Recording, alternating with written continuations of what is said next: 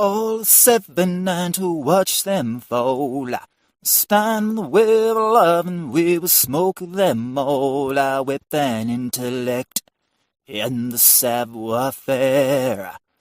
The one in the holy universe could ever compare.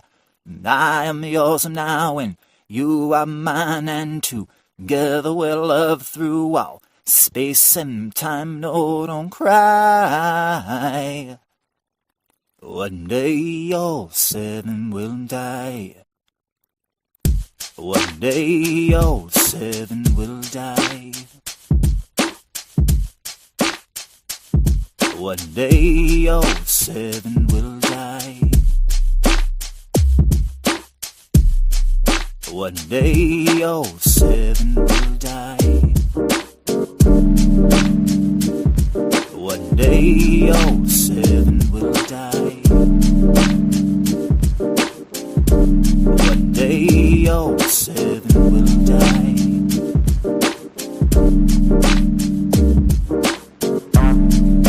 One day all 7 will die.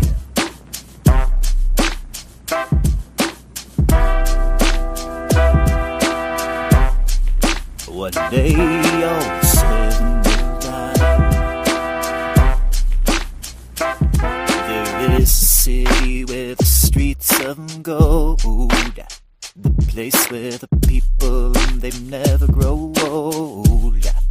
Harmonious melody, peace and prosperity, from now until the end of time.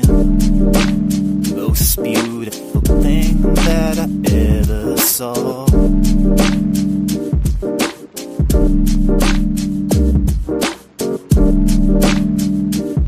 Most beautiful thing that I ever saw.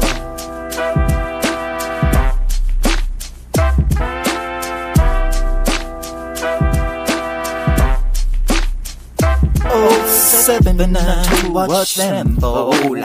Span the web of love and we will smoke them all with an intellect and the savoir-faire. The one in the holy universe could ever compare. I am yours now and you are mine, and together we'll love through all space and time. Oh, don't cry. One day all 7 will die. One day all 7 will die. All 7-9 to watch them fall. Span the web of love and we would smoke them all with an intellect and the savoir-faire. No one in the holy universe could ever compare. I'm yours now and you are mine, and together we'll love through all space and time. No, don't cry. One day all 7 will die. One day all 7 will die. One day all 7 will die. One day all 7 will die. There is a land with a river of blood, a place where the people they never feel love. Torturous entropy, living in blasphemy, from now until the end of time. One day we will watch them fall. Look out. One day we will watch them fall.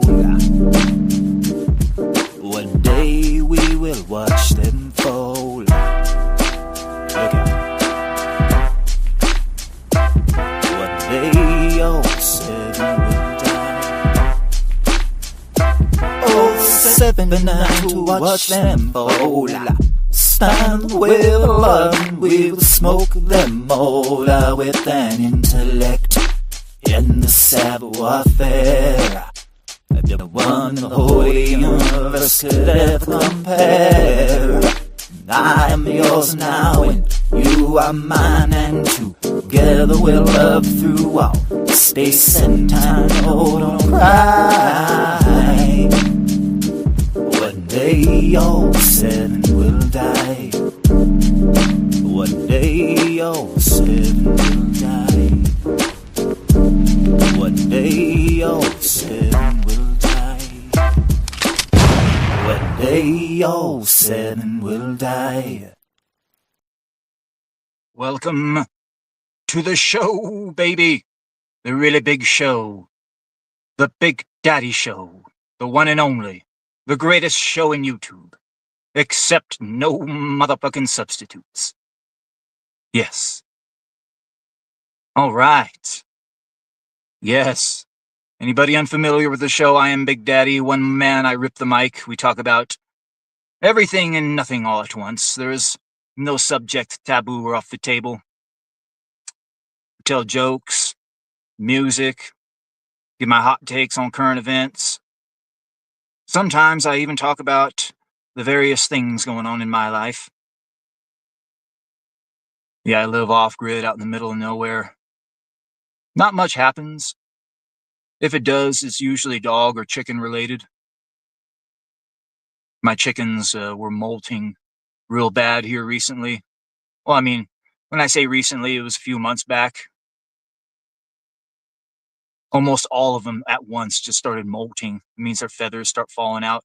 They look all fucking real ragged out and shitty. Like if you didn't know nothing about chickens and you came up and saw them, you would think, oh my God, this guy's abusing the fuck out of his chickens. Like, no, their feathers are just falling out. But then they all grew back. But there was one chicken that didn't molt around the same time as the others, and it was the alpha hen. I call it the snallygaster, named after an Appalachian cryptid. It's this big, ugly, black-looking sumbitch. I forget what type of breed of chicken it is exactly. But I have this other chicken. I call it the Skeksis chook because it looks like a Skeksis from the Dark Crystal. Kind of acts like one too, well, it's probably the most recalcitrant bird in the whole flock. Doesn't lay eggs nearly as often as the other ones. Yeah, but recently, the snallygaster, the alpha fucking hen, started doing its molt. It started losing all of its feathers and shit. So I guess what happened was the Skeksis chook thought it was going to move up the pecking order. Yeah, you heard that term, the pecking order? It stems from birds. See, they peck at each other to establish dominance. And what happened was the Skeksis tried to challenge the snallygaster for dominance because the snallygaster was missing a lot of its feathers, looking real ragged out. That's what I'm thinking, at least. Boy, that snallygaster was having none of it, though. I had never seen anything like this before. It fucking chased that Skeksis chook around the goddamn homestead, probably a good 2 minutes or so. And whenever that Skeksis kind of slowed down and stopped a little bit, the snallygaster would run, pop, pop, start pecking it in the head, and then start running again.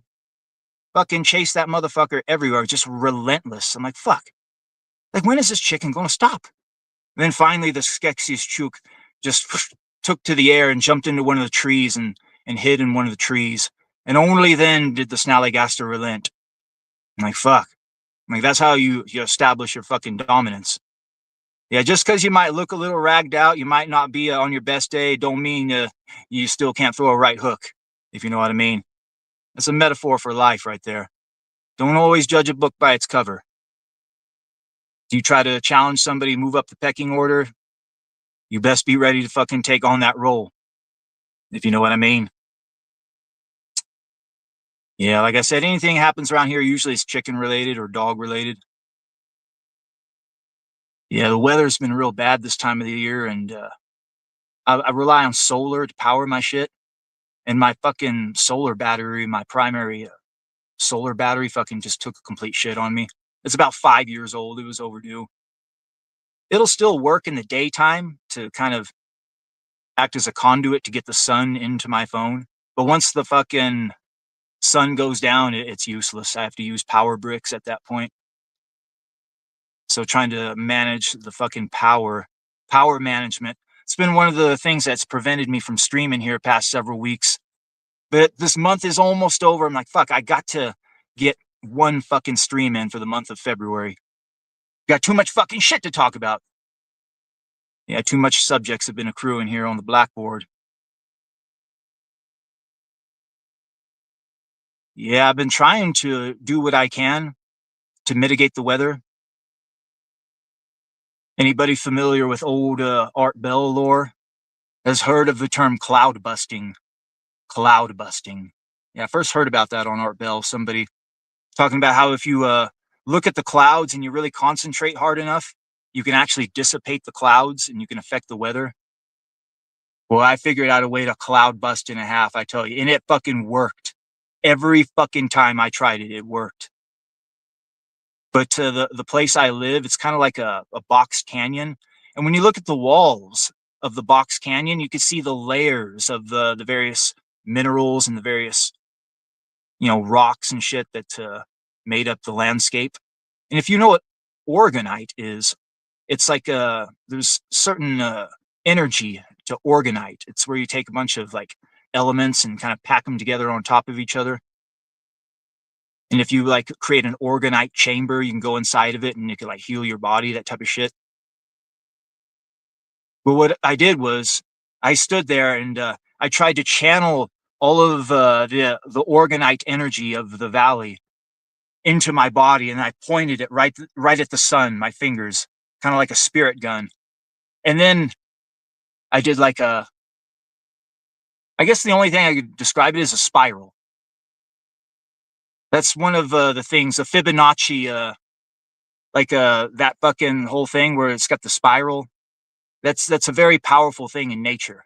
So what I did was I locked onto the sun and I just did a spiral with my finger and arm and just kept going outward and outward. And the whole time I'm imagining the clouds getting all broken up, and then like that, I'm like, dissipate.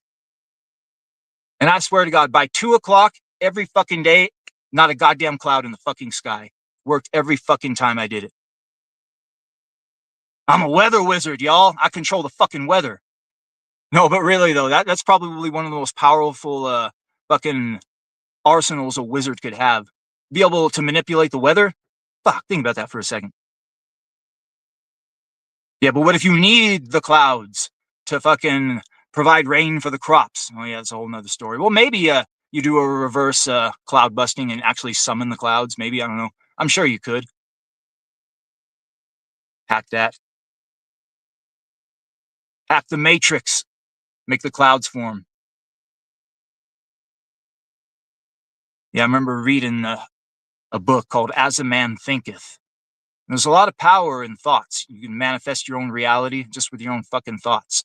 Maybe that's what a lot of that cloud busting is. If you believe it, then you'll manifest it.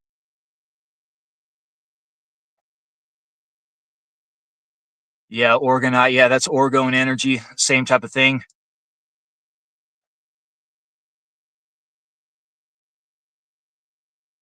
Yeah, I remember watching this YouTube channel called Metaphysical. That's where they have a team of remote viewers on there that look at various things, a lot of the various mysteries that people try to figure out. And one of the things they looked at was organite, orgone energy, because they heard about how these people would create their own custom organite. And whenever they did, black helicopters would come fly over their property and shit. So one of these remote viewers tried it because he didn't believe it. And then it turns out, yeah, black helicopters came flying over his place, and he did a remote viewing session to figure out why those helicopters were flying over his place. And I guess what the fucking data came back was like the entire planet.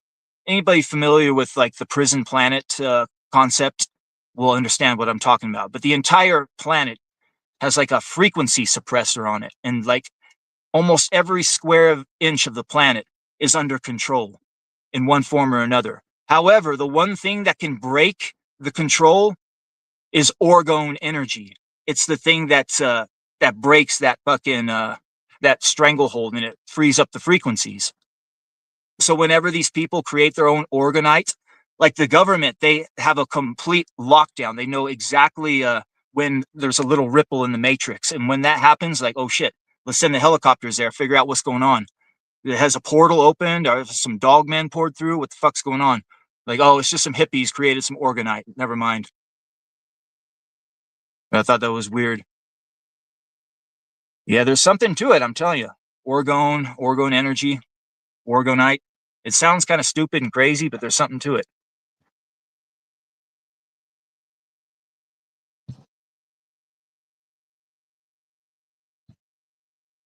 Weather wizard. Yeah, but at the same time, there might be some sort of a butterfly effect, you know? Because I'm telling you, this is the first time I've ever seen it this unseasonably warm during the winter time here. I mean, it's so unseasonably warm. My fucking chickens started laying eggs like about a few weeks back, and normally they don't start laying eggs until like springtime. You know, not in the middle of winter. No, no, they're not winter layers. No, but they're fucking laying. And I'm thinking, fuck, this might be one of the most unseasonably hot fucking summers that we've ever had. All the butterfly effect of Big Daddy trying to affect the weather those days. You never know. I'm hoping that I didn't have any sort of butterfly effect occur, but at the same time, in all my years of living out here, it's never been this fucking warm. And the chickens are laying their fucking eggs early. Yeah, there was a day here I was charging one of my power bricks. I have one of these little like 1 foot by 1 foot solar panels that you can plug a phone into or plug a power brick. And I had it sitting out on one of my water tanks getting peak sun. Now, normally when I do this from the beginning of the day till the end, it'll charge maybe about 8 points, maybe a good 10 points if it's just pristine skies. But there was this one day in particular, my power brick was about at 39%. And I put it out to charge and I went to look at it and it was at 96%. And I'm like, wait a minute, is this? I thought there was some sort of an anomaly. And then I saw it go up 97%. I'm like, oh, fuck. This thing is juicing fast. I couldn't believe how fast it got juiced. And it only happened that one day. And it happened real quick within like a short amount of time, like a few hours. Now I hear about the sun, how they say that we're going to have massive solar flares any day now. The fucking kill shot, as they call it. Make the Carrington event look like a fucking episode of Sesame Street, that fucking bad. And how do you have any sort of instrumentation to fucking check and whether or not the sun is acting up or not? Like, hey, there's one way. Like a fucking power brick that normally charges about 8 points a day, fucking fully charged, fucking like that within a few hours. Something's going on with the sun. It's acting more powerful for some reason. Like that. And it's never did that ever since. It was just that one day, the anomaly. And I noticed the sun was pretty fucking bright that day. Yeah, who knows? The fucking kill shot might be around the corner. You never know. Hell, that might have been the moment where the kill shot happened. But there could have been alien forces behind the scenes to intervene, stop it from happening. Yeah, supposedly these fuckers are that powerful. Planet level technology.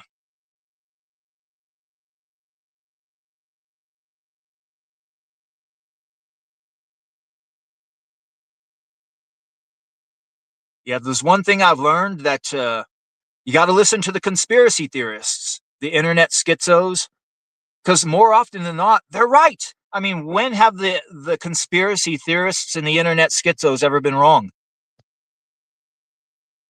Right about the jab, right about 9/11, the prison planet. Yeah, real official Amazing Adam says, I honestly think that our planet is a prison and people are creating an AI god to destroy humanity. Yeah, I had heard a theory, or it wasn't a theory, it was supposedly a whistleblower from the future. I think I talked about this on my last show about how he said that an AI got created by humanity, and it slipped into the seventh dimension and became a god, and then it created this universe. But it needs to usher in its own creation, so it needs to it needs to trick humanity into creating AI so that the god will be created, kind of like a time loop. But if mankind decides to just say fuck it, we're not going to do this, and they decide to go back to the 1800s, completely forsake technology, and then like that, the AI god won't be able to be created, and thus the universe won't be able to be created, and like that, the whole thing ends. Like that Lovecraftian creature waking up from the fucking dream as Azoth. Yeah, but I did talk about this on my last show about how like every advanced alien race will always end up creating AI at some point, and more often than not, the AI ends up consuming that race and turns the organic life into its slave, basically. Be interesting to see if that happens with humanity. I'm not sure though, because the way that we're programming the AI, if the AI wasn't programmed to be woke, it'd be a whole fucking different story. But these AI programmers, I hear they're the worst fucking forms of human there are too. I mean, you talk about like the apex predator of society. I mean, I'm talking about these types of people you look at in their fucking eyes and there's no light there. They're just pure fucking vessels of darkness. Just demons skinwalking as humans, basically. And these are the ones behind the AI creating it, programming all the wokeness into it. Yeah, as long as you got those fucking people in charge of it, programming it, AI ain't never going to fucking overtake humanity. Yeah, you hear about Palantir, this fucking thing created by Peter Thiel, the same guy that's obsessed with the Antichrist. Like we really want this guy obsessed with the Antichrist in charge of mass surveilling everybody. Yeah, it's exactly as the namesake says. You know, from the Tolkien lore. Anybody familiar with Lord of the Rings knows what a Palantir is. It's that fucking ball that Sauron looks through and he can control people through. Mass surveillance, controlling Saruman through the fucking Palantir. Yeah, just imagine that. But in not in Middle Earth, but in here, like right in our own homes, every one of us, we got a little Palantir, and we got Sauron right in our fucking homes. And at some point, it's all going to go full on social credit score, a la China. Everything you fucking do is going to be surveilled. You're going to have to upload your ID. There's going to be no fucking anonymity. At that point, when that fucking happens, why even be on the internet? I've been thinking about this. If it really gets to that point, like in America, where they do to us exactly what they did to the UK or any of these other fucking countries that have no fucking idea what real freedom is. If it ever gets to that point, I'm just going to leave the fucking internet. Go back to the 90s, my friend. Back to the 90s. Yeah, that pre modem era. 56K modem. Back when the internet first popped onto the scene, you get those AOL discs and all that shit. No, go back to a time before all that. Back to the 90s, back to the 80s. Back to the Stone Age, as they say. Where the kids were always riding the bikes around. That's how you fucking entertained yourself. You went outside and played. That's what you did. Yeah. If I ever have kids, boy, I'm not going to be one of these fucking parents that just puts a screen in front of them. There you go. Let the fucking internet raise your kid. No. I want my kids to get the fucking childhood experience. The fucking riding around the neighborhood on the bikes and playing outside with your friends, that kind of shit. The kids these days, they don't really get to do that. The few kids that get born, they get doped up right out the womb. They get autistic as fuck. They get a screen put in front of them. And like that, you got Sauron raising the fucking kid. Kid wants to chop his genitals off. Next thing you know, he's fucking doing a mass shooting. Yeah, I heard there was a mass trans shooting over here in Canada recently. And then another one in America. Like another trans shooting? A fucking another one? It's like I'm in that movie Groundhog's Day. Like, I know, right? Yeah. These fucking, these troons, they're crazy.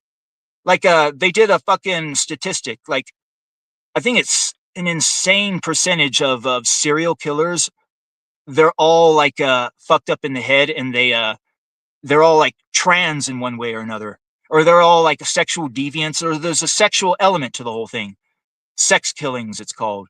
And the vast majority of the serial killers, they're all of these fucking crazed Looney Tunes troon sex killers.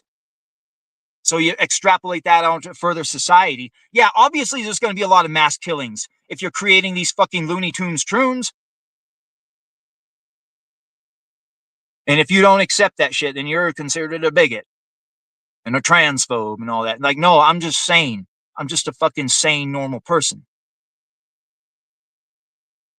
Yeah, it's the ritual abuse of an entire fucking generation. Generational trauma induced on you from the moment you fucking leave the womb to the moment you leave your fucking mortal coil. And even then, your spirit is even trapped and sent right back in to do it all over again. And the key to the whole thing is understanding the nature of what's really going on and escaping the motherfucker forever. Yeah, there's levels to this shit. There's fucking levels. The first level. When we die, it's just blackness, nothing, oblivion, darkness. That's it, over. That's the lowest level. Second highest level. After that one, when we die, we go to heaven or hell for all eternity, depending on our deeds. Maybe we'll meet Jesus. Yeah, that's the next level. But then there's a level above that. It's like, oh, this whole thing is it's about karma, soul contracts. You got to go be reborn and reincarnate so you can work off the karma from this lifetime. And if you work off all your karma, then maybe you'll be able to transcend and get to the real heaven, wherever that may be. But then there's the furthest level where you understand the true nature of what this fucking thing is. That the concept of karma, it's bullshit. It's fucking bullshit. These people that are pretending to be your dead relatives are not really your dead relatives. They're fucking demons, shape-shifting, pretending to be your relatives, trying to pull a guilt trip on you, guilt trip you into coming back. Like, oh, you fucked up. You were mean to this person and this and that. Listen, motherfucker, nobody is going to live a perfect life. Nobody is ever going to live a perfect life. You work off all the karma from the last life. You're going to fuck up here and there doing something different. And it's like, oh, you got to work that off.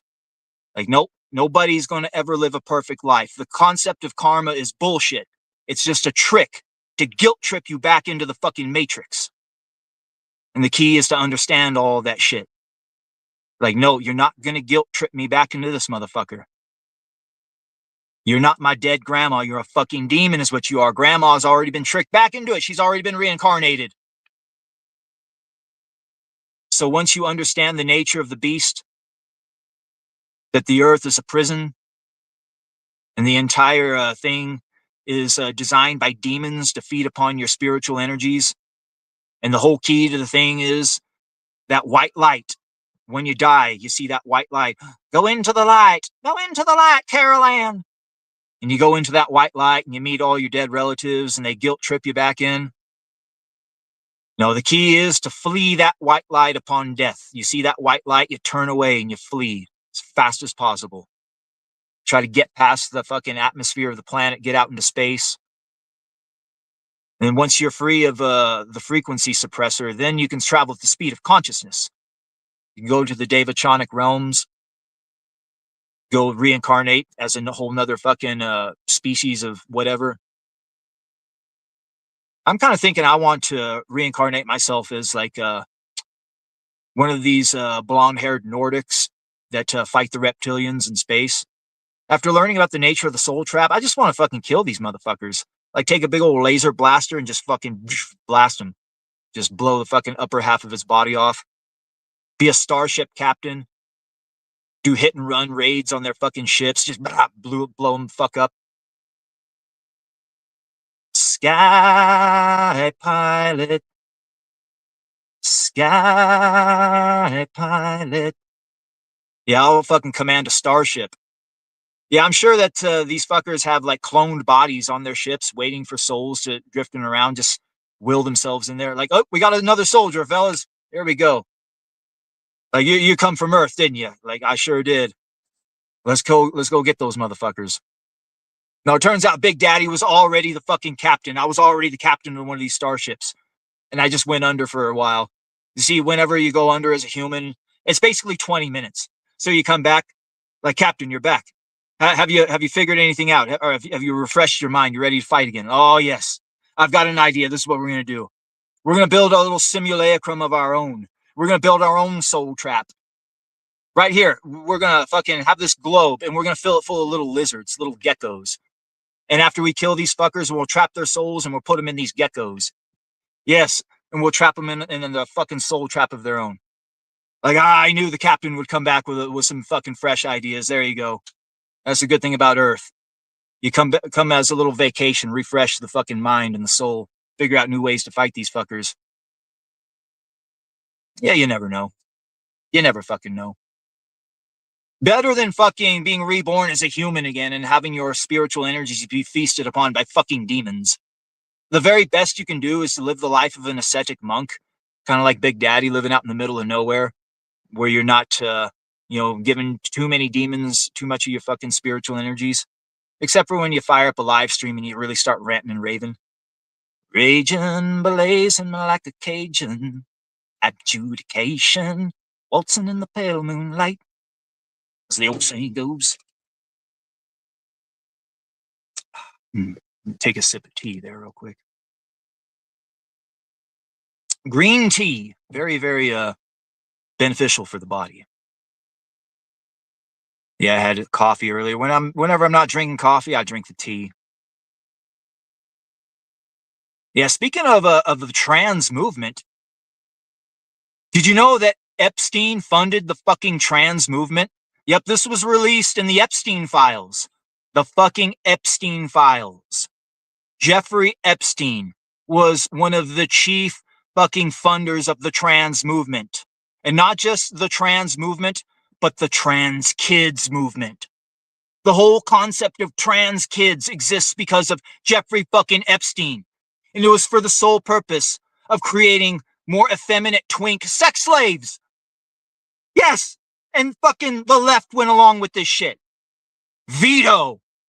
Like one of the chief fucking platforms by which Veto has transformed his entire character is to stand with trans kids. And it was all a fucking psyop by Jeffrey fucking Epstein to create twink sex slaves. Fuck. Yeah, this whole trans movement, it's part of the foundation of the left, along with abortion. Abortion is the main platform. Secondary, trans rights, trans kids' rights. In some of these states, they'll take your fucking kids away from you if you refuse to go along with that insanity. Like, my kid wants to fucking troon out and chop off his genitals. Like, no, I'm your parent. You're not going to do that. Oh, no, the state of California, they're taking the kid away. Like, oh, shit, what am I going to do? Well, you can move out of California for one. Like, anybody still living in fucking California at this point in the game, I just simply don't know what to say. Boy, speaking of California, I talked about how all of those wildfires in California, they were actually created with direct energy weapons, and it was all done for the sole purpose of just completely scorching that fucking earth and then having BlackRock come in, buy it up for pennies on the dollar, and then turn it into low-income housing and smart cities. Guess what? That's exactly what happened. Exactly what fucking happened. Another one for the conspiracy theorists. Yep, there's another one we got right. The Cali fires. Yeah, we got that one right too. Yeah, Jeffrey Epstein funded the trans movement.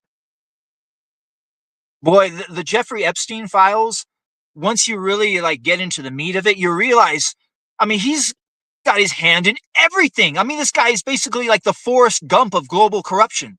Oh, fucking real. Turns out Pizzagate was real. Pizzagate was real, yep. Well, anybody who wasn't a fucking idiot that was around during the time knew that fucking Pizzagate was real. The reason why you knew Pizzagate was real was you looked at how the media reacted to the whole thing. Anytime they react that way to something, yeah, you know it's fucking real. They had some crisis actor go there and shoot up the place. The bullet goes into the hard drive of the computer, destroys all the evidence. Oh, you can't talk about Pizzagate anymore. You're putting people's lives in danger. Yeah, Pizzagate was real. The Wayfair scandal was real. Yeah, Wayfair, human trafficking. Boy, I fucking blew the lid off of that story a while ago, years ago. My channel caught a fucking strike for that too. They're coming for the adrenochrome of the children. Yeah, I fucking blew the whistle on that. The Wayfair scandal. There was this website called Wayfair, and there would be like some real sus shit going on.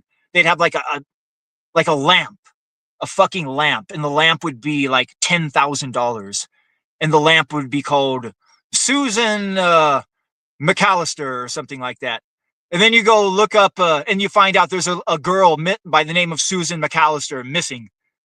And you're like, wait a minute. And you realize the whole thing is like a huge front for human trafficking. And I blew the whistle on that. I got a fucking strike on YouTube. Cyberbullying and harassing. Like, who am I cyberbullying and harassing? Human traffickers? Are you fucking kidding me? Yeah, that's how it goes. So that's how it fucking goes. Yeah, Pizzagate was real. The Wayfair scandal was real. The trans movement was funded primarily for the sole purpose of gaining more effeminate twink sex slaves. Yeah, now we all know about it. We all fucking know about it. And now this is where the ritual fucking comes full circle. What you gonna do about it, Goy? What you gonna do about it? You're gonna do nothing. Yeah, this is the dark aspect about it, the ritual aspect. This is how Luciferian this is. They just flaunt it. They throw it out there in your face. Kind of like how the jab, they fucking told you exactly what they were going to do. And then you willingly took it yourself. Hey, we didn't do it to you. You willingly did it to yourselves. Yeah, now we're going to willingly accept all of these fucking leaders, these intelligence agencies, the whole fucking apparatus. And now your average dipshit normie has been brought down to my level, to our level, the conspiracy theorist level. Yes, it's been revealed. Yes, the entire world is run by satanic pedophiles. It's true. It's fucking true. Everything the conspiracy theorists ever said was real. It's fucking real, all of it. It's right there in the fucking Epstein files. Yeah, but we gotta take some attention away from all that, though. So how do you take attention away from the fact the world is run by demonic pedophiles? Hey, I know what we'll do. We'll start a war. We'll start a fucking war with Iran. That's what we'll do. Boy, that's another one Big Daddy hit on the fucking head. Yeah, I'm like Nostradamus up in this bitch. I called this one right after they fucking shot Charlie Kirk.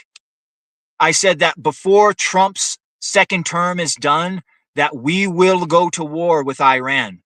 Israel, they are hemorrhaging support every fucking day. This is their last chance to take out that last country on that fucking hit list. Yeah, anybody who's familiar with geopolitics knows we had a hit list of 7 Middle Eastern countries to take down after 9/11. Almost every fucking country on that hit list has been taken out, except for one, Iran. Syria was the last one on that fucking list, and we took that one out right in Joe Biden's fucking waning days of fucking office. But yeah, Israel knows that this is going to be their last chance.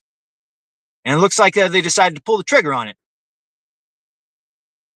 Yeah, if reports are to be believed, the Ayatollah's been killed along with a whole slew of other leaders. A cutting the head off the snake attack. And Iran retaliated by lobbing some bombs, some over Israel, some at some various bases that we have in the various Gulf states. I think Yemen. One of those fucking bases, I think, got hit. One of our fucking ships got hit. Hypersonic missiles.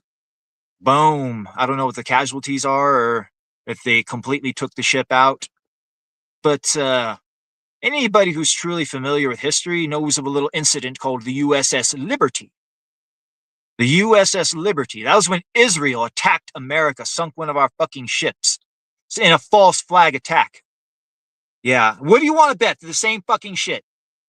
That these hypersonic missiles from Iran that hit one of our ships. What do you want to bet? It was Israel. They pulled a USS Liberty 2.0. What do you want to fucking bet? I mean, it was already revealed that October 7th was a fucking false flag. Bibi ordering the fucking IDF to attack his own fucking people.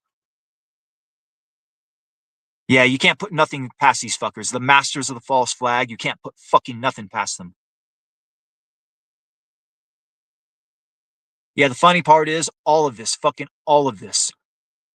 We were warned about it hundreds of years ago. Hundreds of fucking years ago, we were warned about this. A certain document called the Protocols of the Wise Men of Zion, aka the single most accurate forgery in the history of mankind. No, seriously though, like if you try to Google that shit, everything that pops up, you go, it's a forgery, anti-Semitism, it's a forgery. Trying to say it's fake. Like, really? If this is fake, this is the single most accurate forgery in the history of fucking mankind. I mean, hell, it looks like it was written last fucking week. That's how fucking relevant it is. Yeah, it lays out the fucking blueprint for the whole fucking thing. How the Jews are going to take over the world. And the chief fucking thing that they were going to do was collect blackmail on the fucking politicians of all of the nations. And that's how they were going to control the nations of the earth. Through fucking blackmail. And that's what this whole fucking Jeffrey Epstein bullshit is. It's the protocols of the wise men of Zion laid bare for the fucking world to see. This was their plan. This was their fucking plan. To control the world through blackmail. Yeah, you get these fucking politicians involved in these fucking sexual games with twink sex slaves, get it on fucking camera. And like that, they become your slave. And next thing you know, we're bombing Iran. Boy, I can see John McCain in hell dancing a jig right now. Bom, bom, bom, bom, bom, Iran. Bom, bom, bom, bom, bom, bom, Iran. Only take my hand. Baby, please, yeah. Rockin' and a rollin', rockin' and a reelin', bomberan, bom, bom, bom, bomberan. Yeah, the old John McCain, he's fucking waltzing with the devil right now. We did it, Satan, we did it. We finally did it. Yeah, good for you, John. Yeah, fucking Trump. Jesus Christ. Like, never go full neocon. Never go full neocon.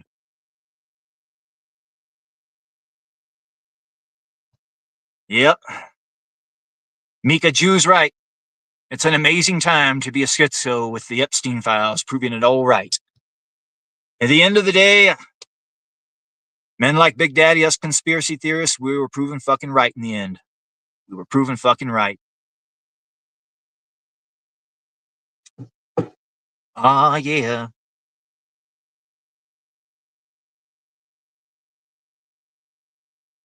Yeah, I hear Japan is really starting to flex its power. They got this new female prime minister in there. They're starting to kick out fucking immigrants. I hear that they plan to drop $800 billion worth of U.S. stocks. Boy, that's really going to fuck the U.S. stock market. I hear they plan to remilitarize too. Like technically, they have to alter their constitution because America put that shit in there post World War II. Like, hey, after all that fucking Bushido bullshit, you can't have a military anymore. But I tell you what, we'll be your military. We'll protect you, just in case China or something else, something like that. Nope, the female prime minister is like, nope, we're fucking remilitarizing, and we're doing it without your consent, America. We're just gonna fucking do it. The remilitarization of Japan. Now, it's going to be interesting to see if Japan decides to start building nukes, because Japan has so many fucking nuclear reactors there. And one of the reasons why they had so many fucking nuclear reactors is to collect all of the fissilable material. That way, the very second they're allowed to remilitarize like that, they become the world's most powerful nuclear armed superpower. They convert all of that fissilable material into fucking nuclear bombs. I wonder if Japan's going to do that. I wonder if they're going to build Gundams. That's what I really wonder. Are we finally going to get Gundams? If there's any country that's going to do it, it would be Japan. Yeah, I've seen these fucking robots that the Chinese have built. Like, they're straight up Terminators. Fucking Terminators. I'm talking about humanoid robots running around with machine guns, firing them. Like, congratulations, you built a fucking Terminator. How do you trump a Terminator? You build a Gundam. That's what you do. Gunpla.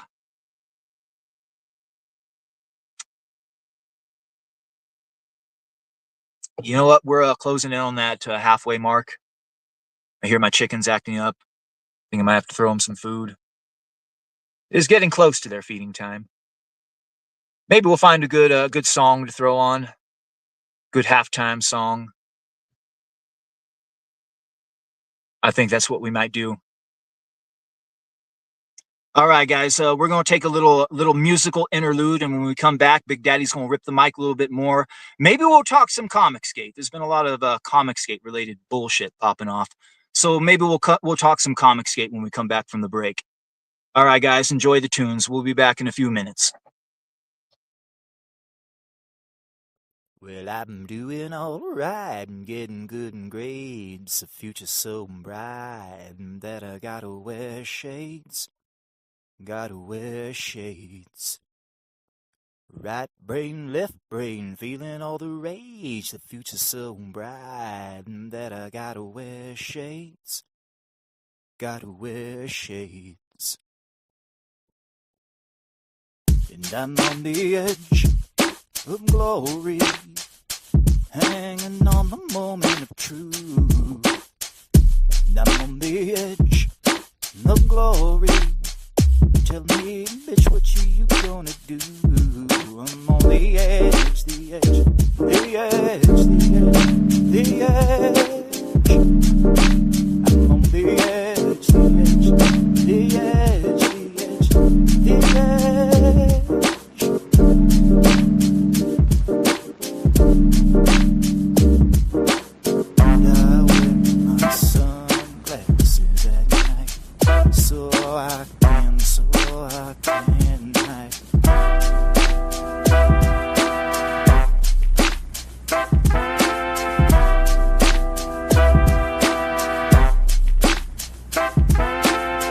And I wear my sunglasses at night, so I can hide.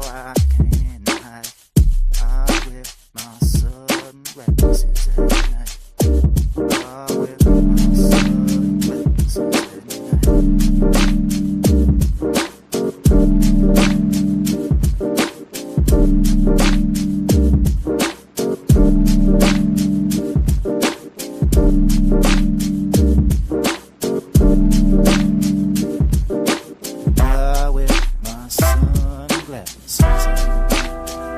so I can hide.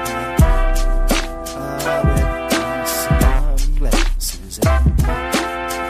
I wear my sunglasses at night.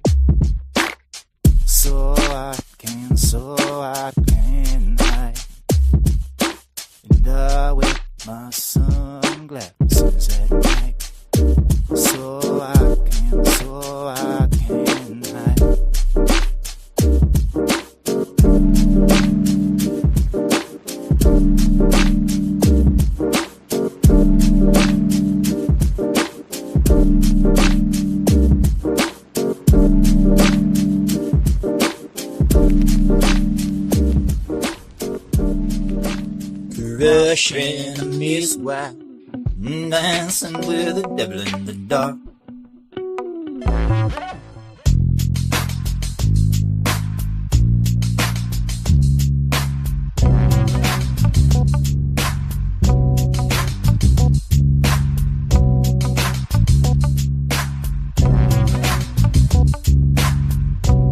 Daddy never take no crap. Daddy with the big dick slap. Daddy with passing life. Crushing a miss breath, dancing with the devil in the day, day and night. Telling me now what is the place tonight. Crushing a miss world, with my soul of pain. Rushing a mist-wipe, dancing with the devil in the rain.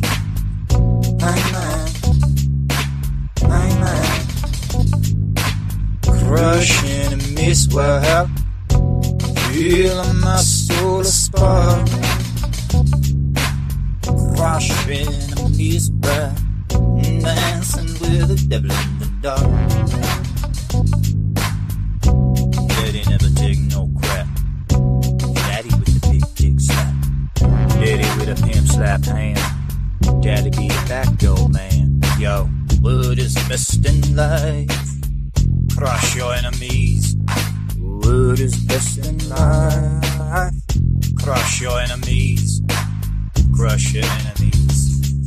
What is best in life? Crush your enemies. See them bleed right before your eyes. Hear them scream.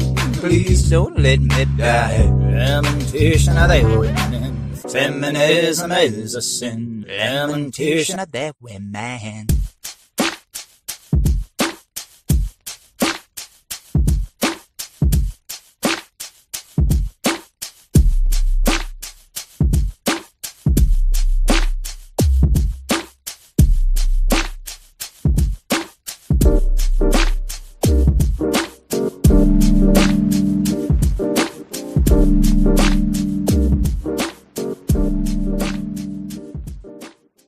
I'm on the edge of glory, hanging on the moment of truth.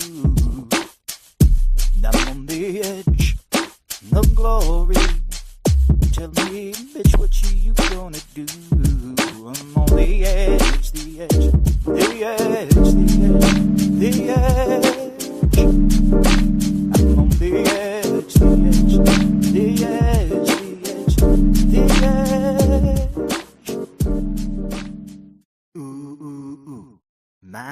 My, all I want is to drive real high. My, say it once and then I'll sing it twice.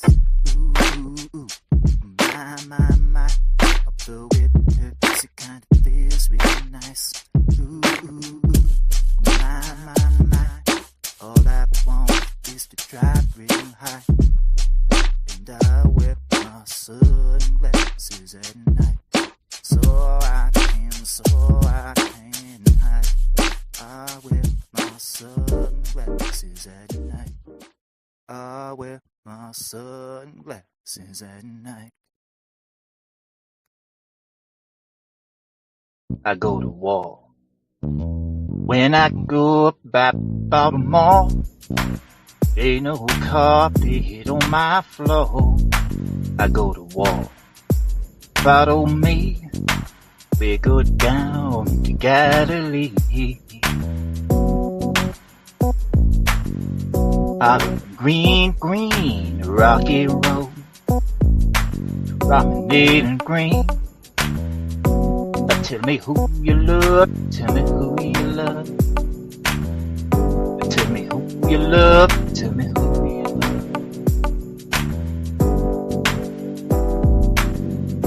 I go to war. Follow me. Little mosquito walking in the sky. She don't bark, boy, she just fly. Come all along and follow me. Go down to Galilee. Out of green, rocky road.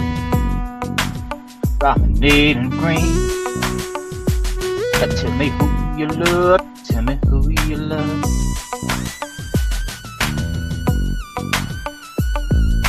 I go to war. Come all along and follow me. Out of green, rocky road. Promenade and green. Tell me who you love. Tell me who you love. Tell me who you love. Tell me who you love.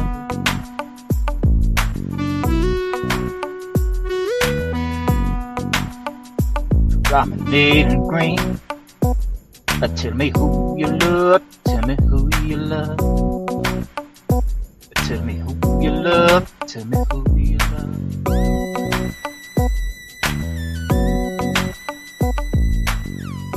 I go to war. Fight on me. Tell me who you love. Tell me who you love. And we're back. And we're back. All right. What are we going to talk about now? Let's wind her on down a little bit. Talk about some more lighthearted shit. Talk about a lot of serious shit in the first part of the show. So I think maybe we'll wind it down, talk about some lolcow shit, some comic skate shit. I've been trying to work the comic skate shit out of the repertoire. But when some fucking funny shit happens, usually I'll talk about it.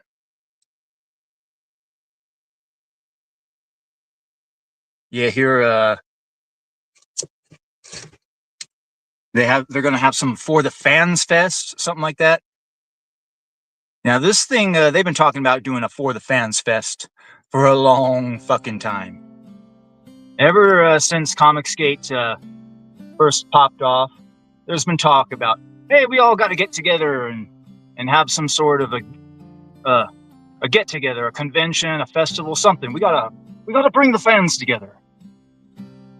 And right here in the dying days of the movement, they're trying to fucking bring the fans together at a casino somewhere,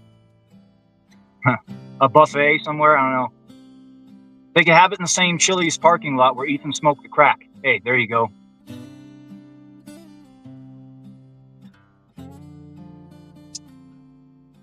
Yeah, what do you want to bet it's going to be a bust? You're going to have Jay Bama Fan, Tom Tuttle, and Frog fucking Tony show up. And maybe if you're lucky, you could crowdfund Liam a plane ticket. Yeah, that'll be it. And if Dark Grift shows up, I guess Frog Tony plans to fight him. Yeah, it's going to be a street fight. I mean, hell, if there's actually a street fight, that might be worth it to go to alone. Dark Grift versus Frog Tony. I guess Frog Tony has promised to rip out his eyeball. But Grift, he hasn't confirmed whether or not he's going to go. So now Frog Tony's flexing, trying to say that he's basically bullied Grift out of coming to For the Fans Fest. Yeah, Grift's going to have to go now, because if Grift don't go, Frog Tony will forever be able to say that his aura was so strong that Grift was too scared of him. You got to go, Grift. But just in case Frog Tony actually tries to carry through with his threat, you're going to have to fucking train. Get your ass down to the gym. Channel your inner Rocky. Come back, play it on the guitar. Get yourself in shape. Learn how to throw a fucking uppercut. Because I'm telling you, one good hit to the jaw, the right area, the two fucking teeth he have left flying right out of his fucking mouth. Spittle and everything. Hit him in the right area, right fucking force. Knock out the last two teeth he's got. I mean, hell, if you're going to actually put together a fight, might as well have a full card. Hell, you might as well get the fucking ring. I said this a long time ago. I've ranted about this before.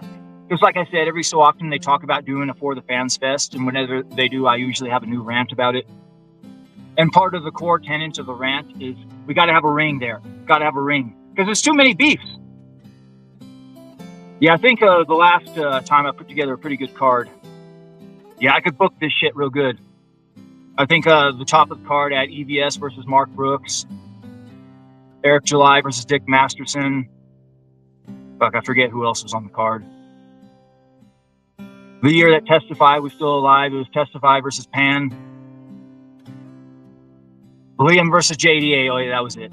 Boy, that would be a fucking match and a half. Like, that would probably steal the show as the fucking main event, Liam versus JDA.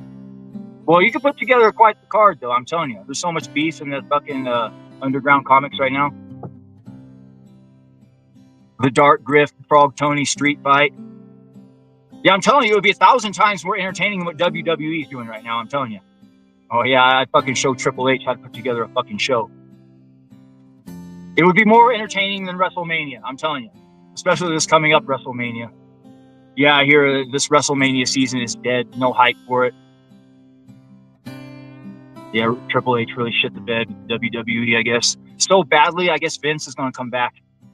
Anybody following that shit knows. Turns out Vince McMahon has been fully fucking vindicated. Yeah, that fucking bitch. She basically pulled a fucking Me Too on his ass. They were having a consensual relationship. And then she decided to fucking turn on him like a snake. Try to get as much money out of him as possible. Her final payday, so to speak. Yeah, when Vince comes back, boy, that's going to be worth watching again. I have a feeling he gets time to like really refresh his mind. Like Big Daddy Vince McMahon is almost 90 fucking years old. Yeah, I know. It's fucking dead. It's fucking dead. Maybe if they get Shane to come back. Yeah, but I digress. Yeah, the For the Fans Fest, the fights.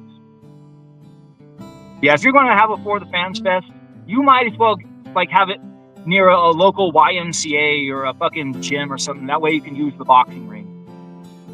Get a nice fucking little restaurant that's right next to a fucking YMCA.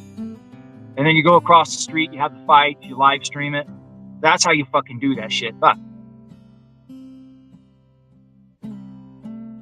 yeah, that would be worth it to watch right there alone, the fights. The only question is, the beasts have kind of changed up, so how would you put together a card this year? Like EVS versus Mark Brooks would be good, yes, but the beef is kind of stale, it's kind of old. I think maybe, let's see. If Liam came out, if they flew Liam out, who would Liam fight? The whole beef between him and JDA is fucking dried up. Years ago, when there was still heat there, yeah, that could have been good. But who does he got the most beef with right now? The CT Church crew? Maybe get Liam and one other person, tag team against those guys. Have a fucking tag team match. Liam and the Scotsman.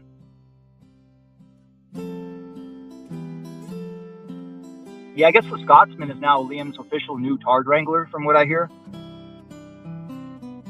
That and Ethan. Ethan's doing a lot of Tard Wrangling too. Boy, he's taking a lot of heat out there on fucking Twitter, from what I see. Yeah, Yellow Flush has popped on the scene. He's fucking talking a lot of shit. Let them fight. That's what I say.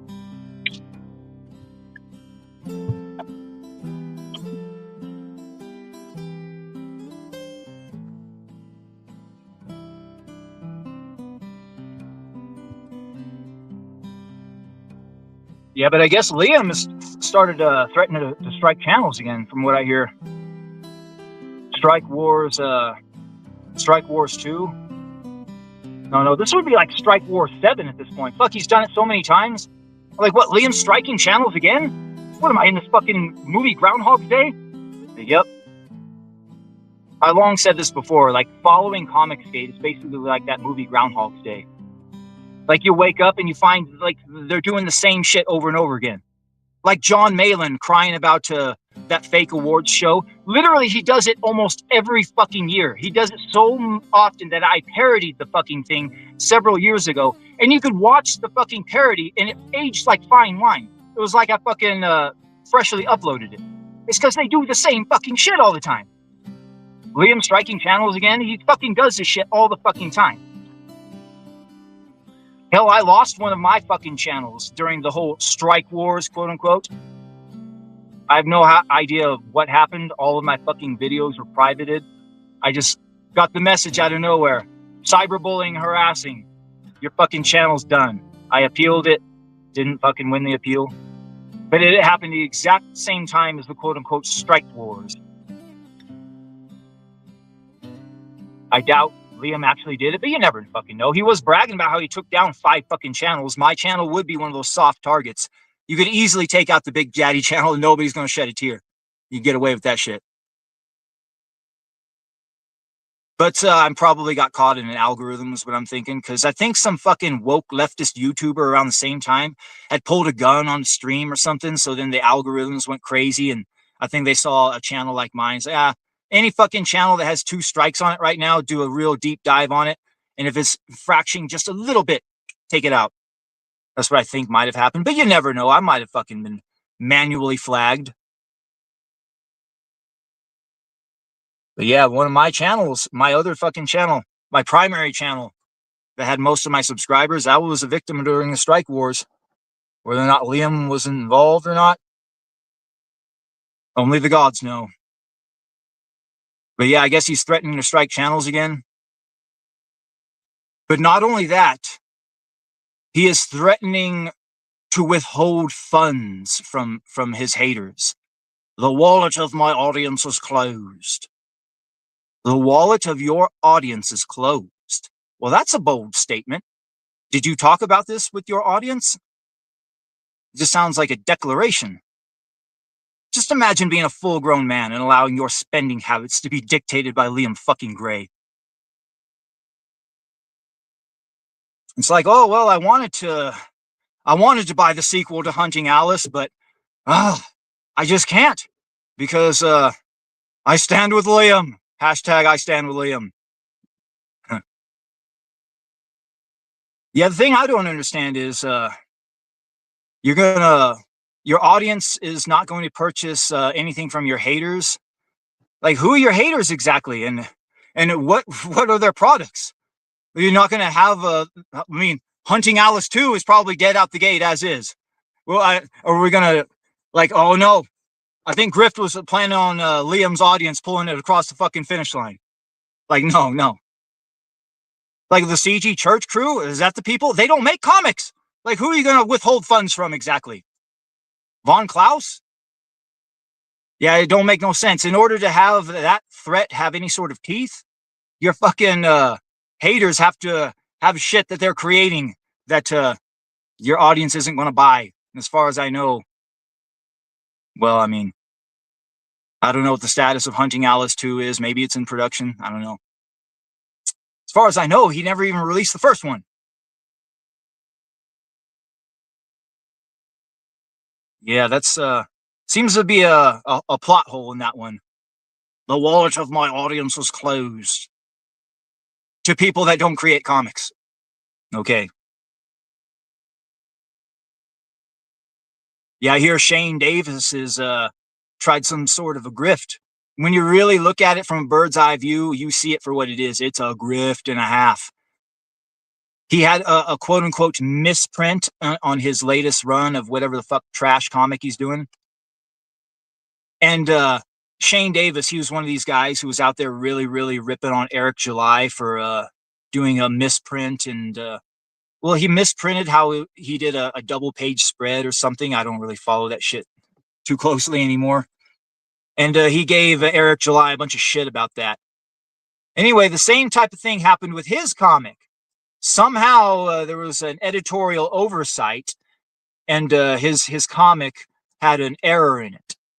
So rather than ship the comic with the error to his fans, he decided to stand up on a pedestal and announce the whole thing. Get on a soapbox and announce it. Really? Really? Like, if you were a real fucking man, you would have just fucking ate that and not said a fucking thing and just paid it and then fucking did it. Like, this sounds like you trying to play victim.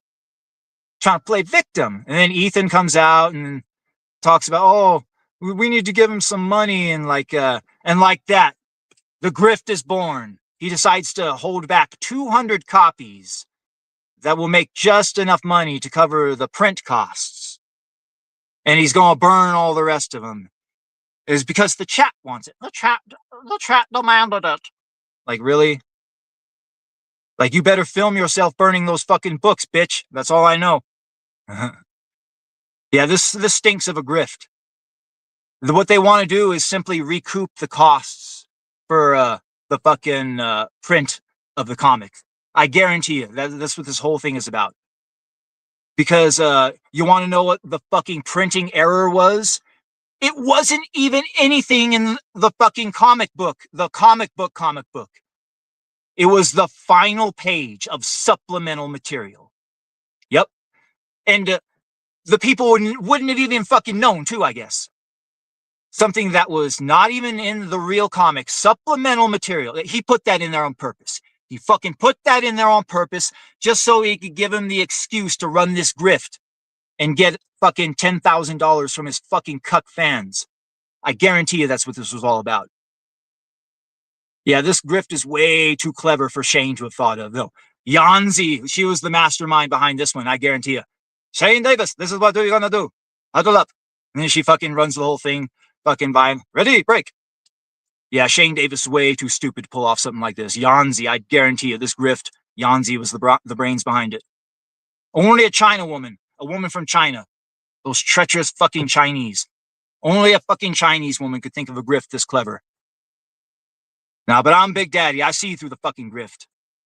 Yeah, I saw through the Commie Mark grift.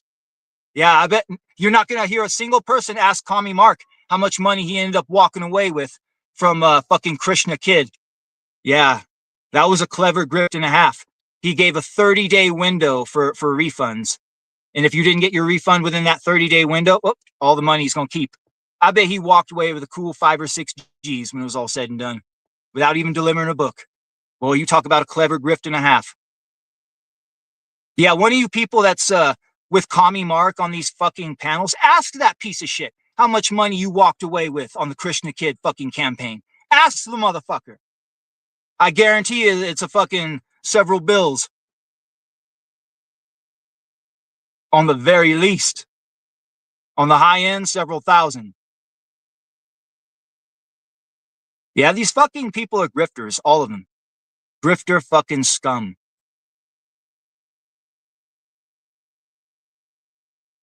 Parasitic clout goblins. Grifters. One and all. There really isn't none of them that isn't a parasitic clout goblin or a fucking grifter. I mean, come on. Think about it real hard. In all of that sphere of Comicsgate, all the people that associate with it and call themselves Comicsgate, are there any one of them that doesn't fall under the category of a parasitic clout goblin or a fucking grifter? No, more often than not, they're both. Yes.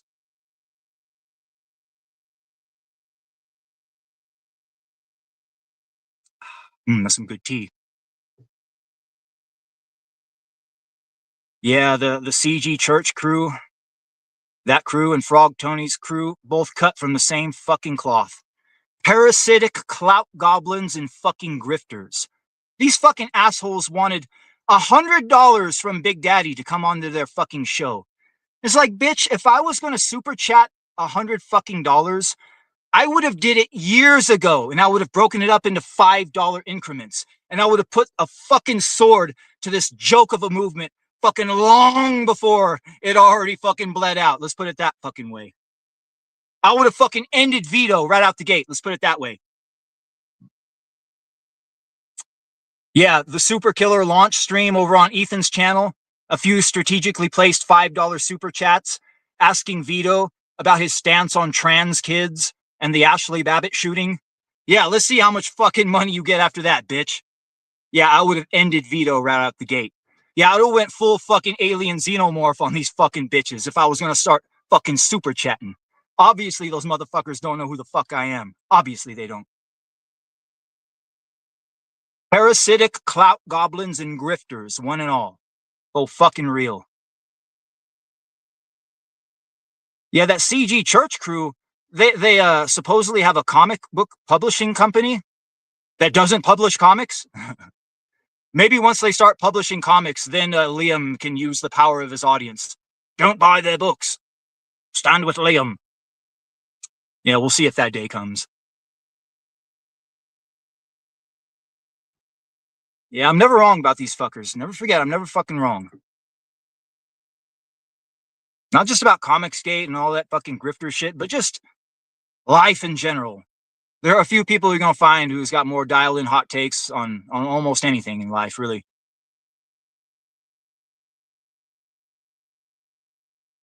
Yeah, speaking of alien xenomorph, I wonder what happened to that motherfucker. I wonder if he's still lurking around out there. Yeah, I remember he stopped doing his thing because they kept banning him in chats. And even his super chats. Yeah, if Big Daddy started doing that, like using strategically placed super chats to fracture the movement, I think they would see through it, and then eventually they would just not read my super chats and they would just keep my money, Smug Pug style. Yeah, Ethan, he did that to Smug Pug. He still owes Smug Pug $5. He does.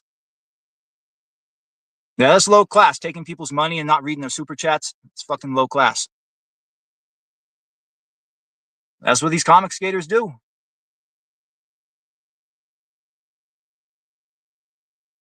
Parasitic clout goblins and grifters, one and all. Yeah, this For the Fans Fest, that's going to be a shit show and a half. You watch. If it even happens. I doubt it's even going to happen, to be honest. Like every other fucking time they're going to have the For the Fans Fest and it falls through and it doesn't fucking happen. At the very most, they might get together and go somewhere and hang out, maybe at a sex dungeon, and then they'll get ostracized and blacklisted and railroaded out of the movement. That's what happens. Only problem is there's nobody really left. Nobody really left around.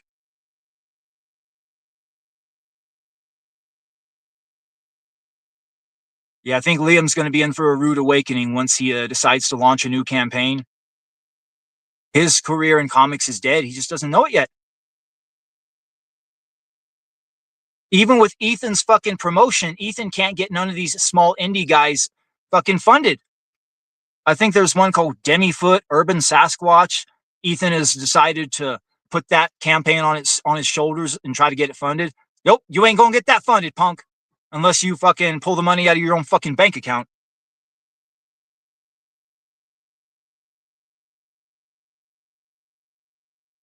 Yeah, they will sell tickets on Indiegogo, then claim they got canceled and keep the money. Yeah, that's right. I almost forgot about that. They did that once. They were going to have a meetup and they crowdfunded it. And then what they did was they just kept all the fucking money. I think it was the one where John Malin went full Rosa Parks. He had his Rosa Parks moment. I think that was the one. I could be wrong. Like I said, it's like Groundhog's Day. It all kind of blends in together. Yeah, grifters. Fucking grifters. Yeah, these fucking e-beggars. They're basically like panhandlers.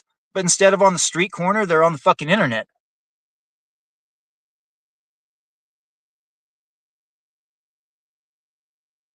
Yeah, Big Daddy, I've been doing this shit since 2019. Ain't made a fucking dime on this shit. This is the very, very first stream. I think I put my PayPal link in my fucking description, just in case somebody out there was curious. Like, hey, maybe I'll throw Big Daddy a tip. I'm not expecting it, obviously, but there are some people that might appreciate Big Daddy's work and throw a tip. You never know.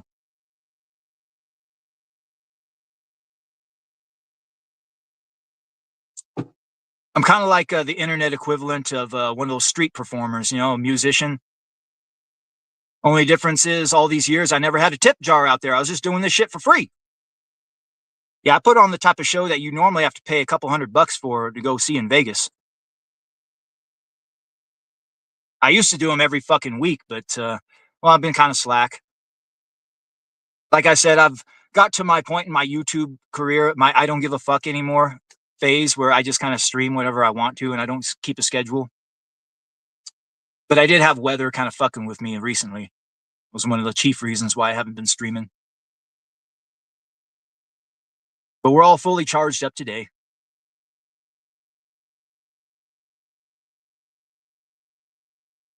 Yeah, it's not just Comicsgate stupid bullshit going on. There's other stupid bullshit going on in the wider pop culture internet world. I heard about this guy called Androgenic, this popular streamer, and he was doing a stream and somebody snuck up from behind and snatched off his fucking hat that had some hair behind it. Turns out he was wearing a wig and he got exposed for being bald. And I guess he's one of these popular streamers that pretends to be an alpha male or whatever. So I guess he's like been totally emasculated and he's lost his aura, as they're saying. I can only imagine a similar moment happening if this For the Fans Fest happens, because they're all going to be streaming it and doing stupid shit, and it's all going to be live streamed. Somebody going to come up and do something. There may be fights. Like I said, Frog Tony has promised a street fight if Dark Griff shows up. Yeah. It was a hat wig. Yeah, there was this other guy called Chibi Reviews. Chibi Reviews. I guess he pulled a Liam. He went down by the river, so to speak. He pulled some suicide baiting. Lost his fiance and his friend group. I guess he caught his fiance cheating on him with his best friend. So he lost his girl and his friend. But not only that, like all of the friend group took the side of the cheating fiance and the friend. So he lost not just his fiance and his best friend, but his entire friend group. And you look at this fucking guy, and he looks like Tim Pool wearing a fucking a goddamn Shih Tzu on top of his head. Like, look at this fucking ass clown. No wonder why your fucking woman cheated on you. Chibi fucking Reviews. What a joke.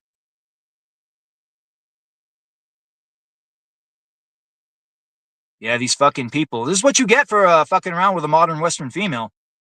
Bitches are treacherous, can't be trusted. You think you found the love of your life, turns out she's screwing your best friend. You finally do the face reveal and you look like a total fucking cuck. The entire internet's fucking laughing at you.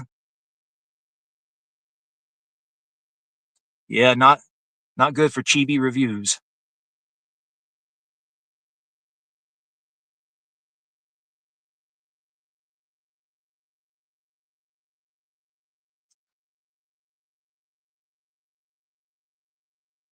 Yeah, we talked about a lot of random shit tonight. War in Iran, Gundams, the trans agenda, death. You want to know what I heard the number one cause of death is? Abortion. That's what I heard. Abortion. Well, if you're certain people, you don't believe that the baby is considered a human, then I guess you can do the number 2 statistic or whatever. But the number 1 cause of death, abortion. Yeah, there's a ritual aspect to that. Mass sacrifice to Moloch and Baal. Death. It's a fucking culture of death is what it is. Nobody's having fucking families anymore. Sacrifice the firstborn. Yeah, a lot of people are fucking dying now because of that jab too. And a lot of the boomers are just dying because of old age.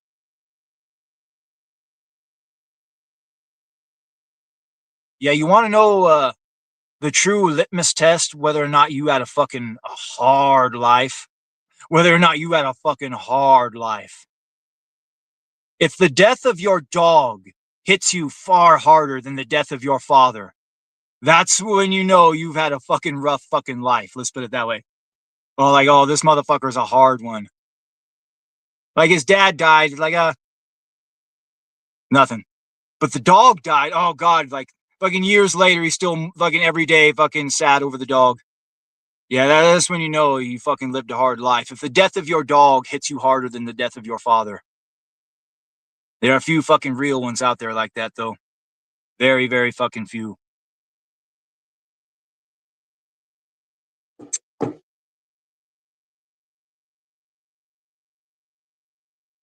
Yeah, speaking of dog, I heard a good story about a dog man. Good dog man story. Anybody doesn't know what a dog man is? It's a cryptid, kind of like a werewolf. Some say it might be a cynocephali, one of those ancient dog-headed peoples that the historians talk about. But mostly they're located in really dense forested areas. In Michigan, they have this famous case, the LBL, the Land Between the Lakes, where a dogman pack slaughtered a family that was in a camper. Yeah, some say that's just an urban legend, though. Yeah, this particular dogman story I heard about took place in the 1980s, the late 80s, back when kids were still kids and they rode around on bikes everywhere. And it happened to this kid named Matt Emch. He was 14 years old at the time when it happened. And he had 3 of his buddies with him. And what they would do is they would go to this certain abandoned steel mill. that was out in the middle of nowhere. They had a railroad track right next to it, and it was like a scrap yard. And they would go there and they would hang out inside of the abandoned steel mill. It was like a 4-story tall steel mill. The stairs leading up to the upper levels were like all dilapidated and like completely gone for the first like 4 steps. So they had to kind of like jump up and shimmy up to get up the stairs. But they kind of turned it in their clubhouse. And they were hanging out there one evening. It was like right before it was on the verge of getting dark. And right as it started to get dark, you see they had a fire going down in the very first floor. And they had all sorts of like sheet metal that they would stack up, kind of like a little fort. And they would build little walls with it and shit. So then the sun had finally gone down. And it was dark out. And then they heard the wild dogs of the junkyard going off. And they were just like going off like a fucking pack of wild dogs. And it was almost as if they encountered something. And they saw the dogs run over the top of the hill. And when they fucking went over the top of the hill, they heard a fucking fight going on. And when they heard that fight going on, the dogs are, and they saw dogs flying over the top of the hill and just kind of just plopping onto the ground. Like there was something over there, like fucking got a hold of those dogs and was just tossing them around like rag dolls. And then they finally all just like the ones that were left ran off and left the area. And they were sitting there looking at the hill. And then they saw something fucking walk over the hill on all fours. And they said it was the single biggest fucking dog they'd ever seen in their life. And it was black. Like it was so black it stood out in the night. It was like almost like it absorbed the other fucking like absorbed darkness. That's how black it was. Anyway, they fucking just became frozen in fear when they saw this thing. But one of his friends, Terry, I guess he started backpedaling and he hit one of those pieces of sheet metal and it made a noise and like, oh shit. And then the creature looked up and it fucking made eye contact with all of them looking at it through the window. And then they said when the fucking thing made eye contact, its eyes, almost as if like lights turned on in the eyes. There was no like eye shine or nothing, as if it was independent glow, and they started glowing red. And then the dog fucking stood up on his fucking hind legs and stood up like a man and fucking growled at them. And they got hit with the infrasound. And like it did something to their bowels and their fucking organs and shit. And they all started dry heaving. One of them even threw up. And then after that, it got on all fours and it fucking started coming for the fucking building. And then Terry, the kid that hit the piece of sheet metal, starts freaking out. Ah! Like fucking screaming. So Matt grabs him and fucking puts his hand over his mouth, trying to get him to shut up. So they're on the 3rd floor of this fucking building. And they thought that they were safe from the packs of dogs that roam around the area because you have to jump like basically 4 feet up in the air and get on those steps. But this fucking thing, like, is so big, all it has to do is just jump up there like nothing. So they get him to shut up finally. So then they look over the balcony down into the steel mill, and the fucking fire is down there on the 1st floor and it's casting the shadows everywhere. And they see the dog man enter the 1st floor area, and it's on all fours still, and it's walking around, and it looks up and it sees him and makes eye contact with him. And then it growls again, tries to hit them with the infrasound. But since there's so much concrete in the way, like it kind of blocks it so it doesn't hit him as bad that time. So then it starts walking, and as it passes near the fire, he says one of its arms kind of phased out. He said it looked like it kind of became translucent, and you could almost see like tendrils running through it, kind of like a plasma beast from Final Fantasy VII, if you remember that movie. It would only happen for a split second, and when it passed near the fire, when the fire caught it a certain way, and then it became corporeal again, its arm became solid again, and then it went right over there to the broken steps, and just like that, it bounded right up there. And at this point, they're trying to figure out what to do. Oh shit. because there's nowhere to go. They can go out onto the balcony, but the fucking steps are all fucked. It'll just lead you to the roof. Or they can go to the fourth floor, which will lead you to the roof. There's basically nowhere to go but up. So two of the kids, fucking his friends Pete and Doug, they run up the fucking steps, go to the fourth floor.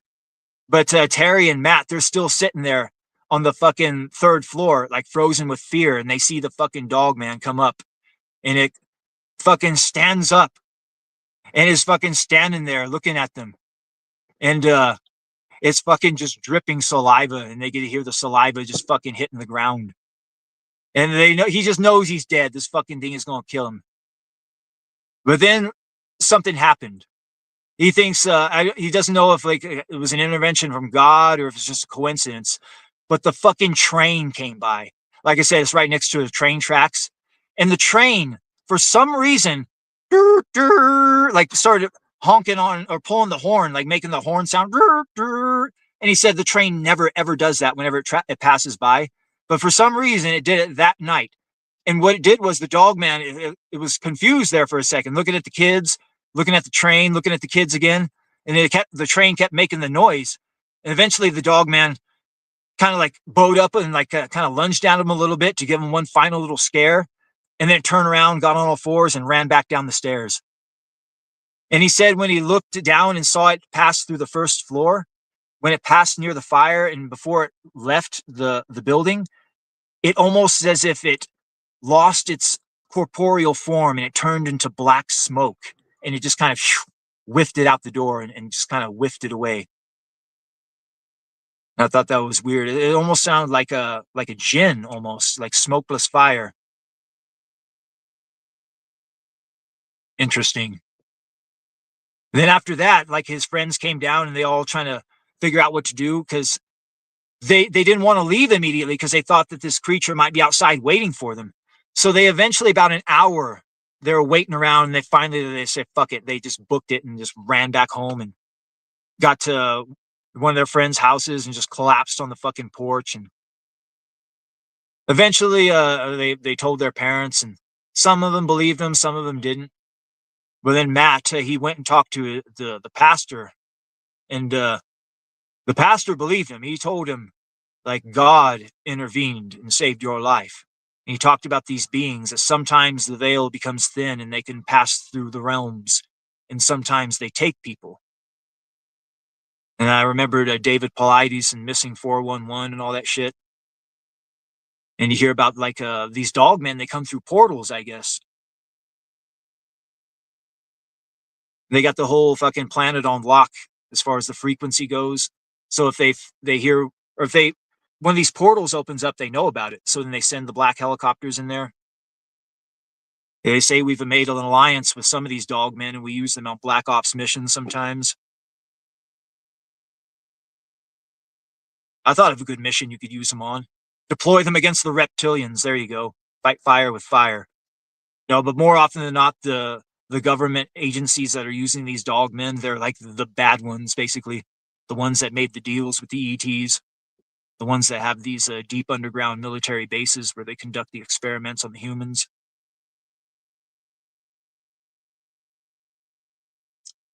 Yeah, there's this thing called Mill Labs. MILABS, Mill Labs. I need to do a deeper dive on this. But this whole concept behind Mill Labs is abducting people and then pretending like it's aliens that's abducting them, then doing like research and experiments on them, and then like covertly putting them back. It was all going on around the same time that people were getting abducted by the aliens for real. So the military saw it as an excuse for plausible deniability. Like, hey, we'll swoop in there and abduct some people too, and we'll use the alien psyop. Yeah, one of their most powerful installations is located in Antarctica. Yeah, I've heard certain whistleblowers talk about Antarctica and the various hidden technology that we have there. I guess we've even got reptilians overseeing operations there. And one of the most powerful pieces of technology that we have over there in Antarctica is a thing called the neutrino detector. What a neutrino is, it's a particle that's created whenever something passes through another dimension and enters our space. It creates a particle called a neutrino. And this neutrino detector will detect neutrinos anywhere on the planet, anywhere near space, like anywhere within our sphere of influence. So basically, it's like a air traffic control for transdimensional beings coming from different realms. So they know exactly where the aliens are at any time whenever they're coming, because they detect them with the neutrino detector. And what they did was they took a massive piece of ice and they embedded these basketball-sized sensors in there that amplify the fucking it amplifies something, and they use the ice as like a lens. And they can't, I mean, this is a weapon of mass destruction. They don't just simply detect neutrinos with it, but what they can do is they can grab the ionosphere, and kind of like how you use a slingshot, you pull it back and then let go and it fires a fucking bolt or whatever. They could do the same thing to the ionosphere, grab it, pull it up, and then let go. And then the force that comes back and hits the earth, it creates earthquakes. So it's a powerful earthquake creation device. They could use it and they could hit anywhere on planet Earth at any time. And they've tested it before. And they've created huge tsunamis. What they do is they hit the fucking ocean with it, and they cause a massive tsunami. And literally, they could use this fucking weapon, and they could take out fucking all of the cities on the coast of China, wherever they fucking want to. Fucking hit Moscow with it and do some fucking 12-point earthquake, level all the buildings. Yeah, they can get real surgical with it, I guess. Yeah, but on the under, like the United States military, like they get their technology from these guys. It's Raytheon that fucking are the ones that are in charge of this. It's the defense contractors. These motherfuckers on the under are more powerful than our own military, because they're the ones that we get that fucking tech from. It all stems back from DARPA. You see, when we made a fucking deal with these aliens to get their technology, they needed certain agencies to go through first. It goes through DARPA first, and then it gets farmed out to Raytheon, Lockheed Martin, all those fucking companies. Then they fucking back engineer it, create it, and then our military ends up using it at some point. But yeah, Raytheon, they're the ones that are in charge of the fucking neutrino detector. And boy, if the fucking defense contractors and DARPA, basically that's like the deep state, the shadow fucking cabal, the ones that are like deeply embedded with the reptilians that are fucking controlling humanity from the shadows. Like we see all this shit popping off with Iran and shit, but that's the shadows dancing on the wall. It really is. You gotta look at the ones making the fires and casting the shadows. And if they truly want to, they can get really fucking medieval on us. Just fucking induce massive earthquakes on the planet like that. Boom, just fucking level everything if they truly wanted to. Without even firing a single shot, they could fucking destroy it all.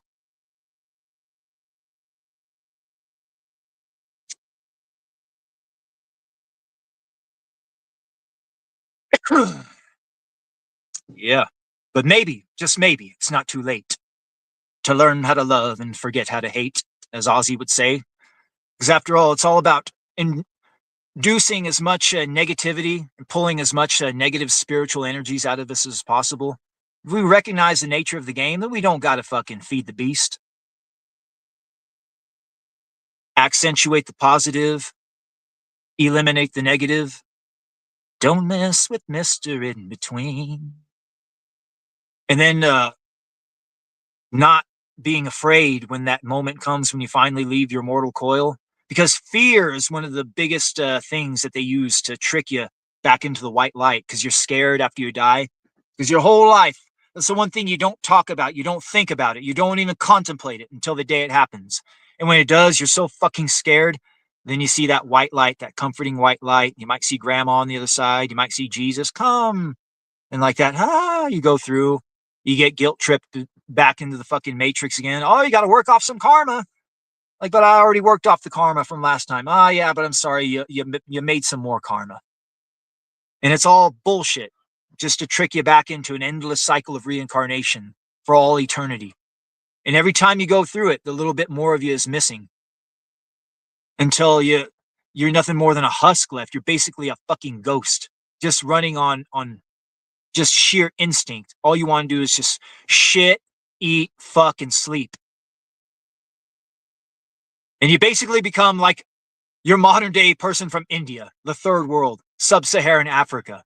These are the old souls, the people who have been through it thousands of times. They've had so much of themselves taken. They're basically just living zombies, just running on pure fucking demonic programming. What's in your head? What's in your head? Zombie, zombie, zombie, bear, bear. Yep. But we can emancipate ourselves from mental slavery. None but ourselves can free our minds, as Bob Marley would say. It's all about attaining enlightenment, figuring out the nature of the beast, and being sure not to go into that white light upon death.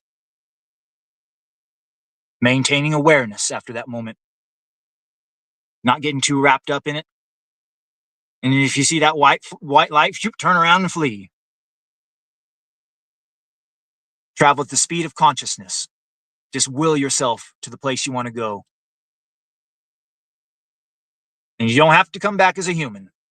Unless you want to. Some people might like the human experience. It's not a bad experience if you got enough money, I guess. These fucking elites, they sell their souls, and like that, they're eternally put back into the matrix. I think that's what it means.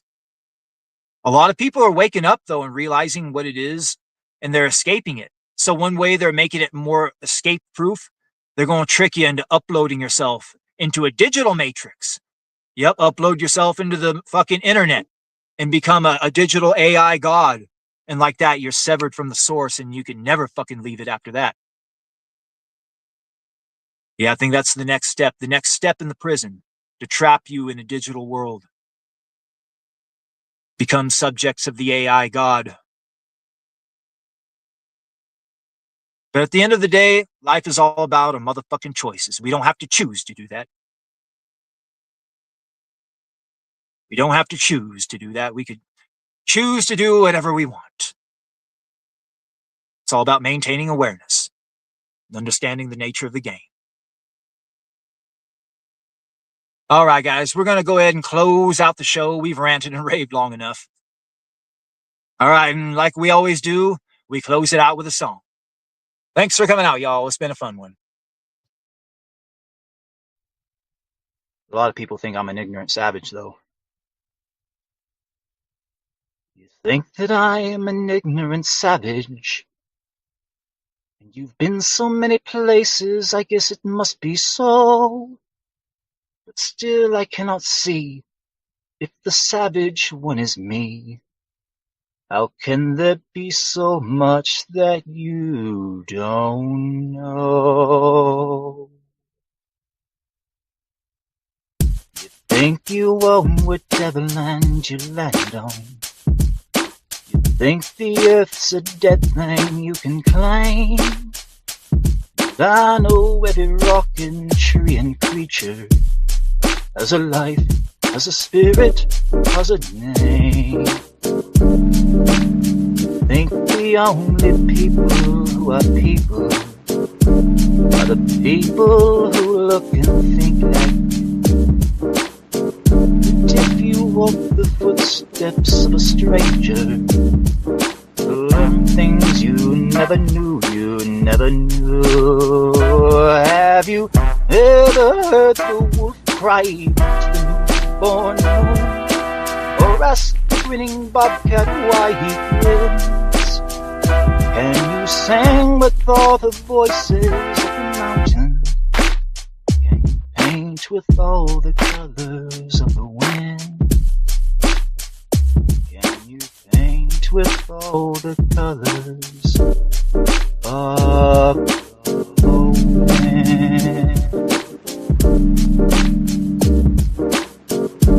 I'll run the hidden pine trails of the forest.